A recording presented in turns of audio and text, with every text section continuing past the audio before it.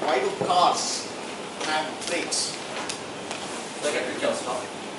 So that you can stop. Okay. Stop. Limit the speed. Limit the speed. So that you can go fast. So that you can go fast. Mileage. Mileage. Confidence. Confidence. What Stop else? whenever required. Sorry? Stop whenever required. Stop whenever required. Did you hear a weird answer? So that it can go fast. Thank you, Vijay Raghun, for that answer, because that's exactly what I was looking for. Think deep. Imagine there was no brake in that car. Would you go fast? No way. No way. So there is a brake in the car so that the driver can really drive fast. That's exactly what I want to share with you today, that it is important to have a brake in our lives. When was the last time you took a break? I'm not talking about bio breaks. I'm not talking about tea breaks. I'm not talking about lunch breaks. I'm talking about a very serious, thoughtful break that you took in your life. Most often when I've asked this question to my friends, colleagues and family, the answer was, no way. I can't even think of taking a break. Exactly. We all shiver when it comes to the thought of taking a break from our routine life, be it personal or official, and most often an official life. Good morning, Meraki and guests. Good morning.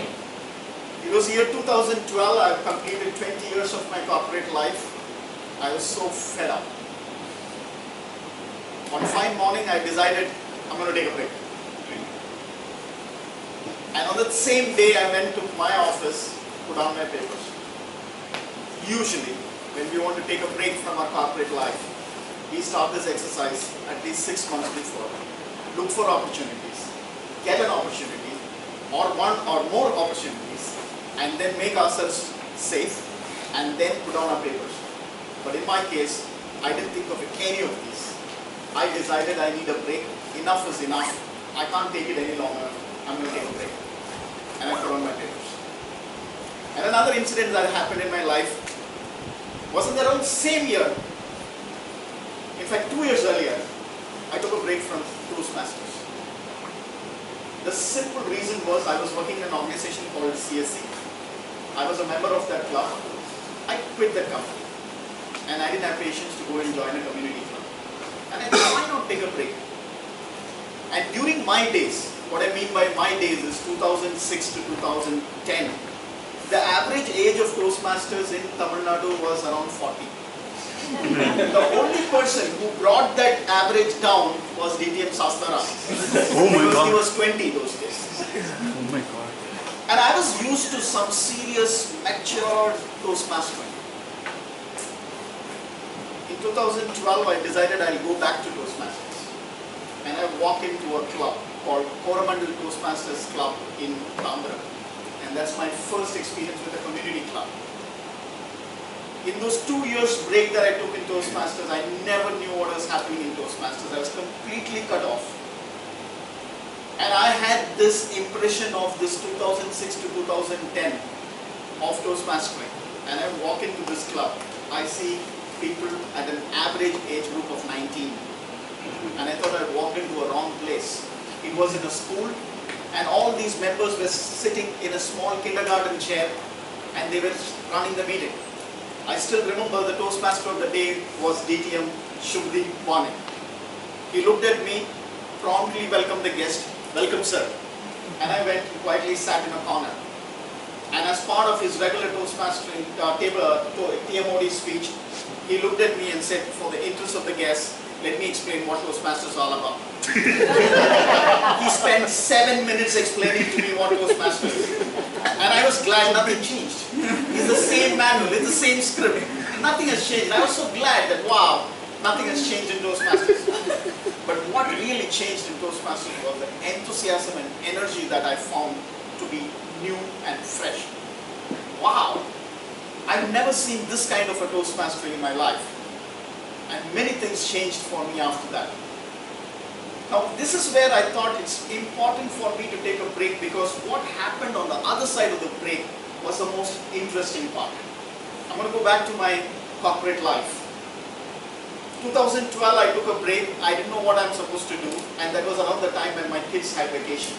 So I went off to my hometown, spent a good 2 months with them, and they were all surprised that the dad is spending the entire 2 months with them, because during the other days I've never had time to spend time with them.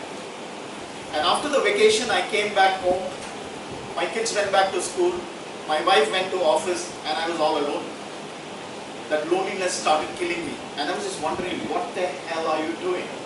And that is when I decided, I'm not going to go back to my corporate life, I'm going to be an entrepreneur. And many questions were raised by my friends, family, and of course by my wife, and I said, no, I'm going to hold my ground, I am going to be an entrepreneur. Today I've crossed 6 years as an entrepreneur. Looking back, I have no kind of repentance, because I thoroughly enjoy my entrepreneurship. And I wish I had started this entrepreneur's journey much ahead, and those days I did not have the guts to do it. The same way when I went back to Toastmasters after 2 years break, I had told myself that you're never going to contest in any contest, because in my days I participated in a humorous speech contest at the club, nobody even giggled. I participated in an evaluation contest, I was not even in the top 4. And there were 5 contestants. And that is when I decided I would never contest. But when I went back, my club, Coromandel Toastmasters Club, pushed me into the contest and said, Jayan, you can do it. We're very confident that you can do it. And this is something I think was lacking in my period. And I thought, okay, young kids trying to push this uncle into something, so let me just give in. Surprisingly, in 2013, I won the evaluation district evaluation as a first runner-up.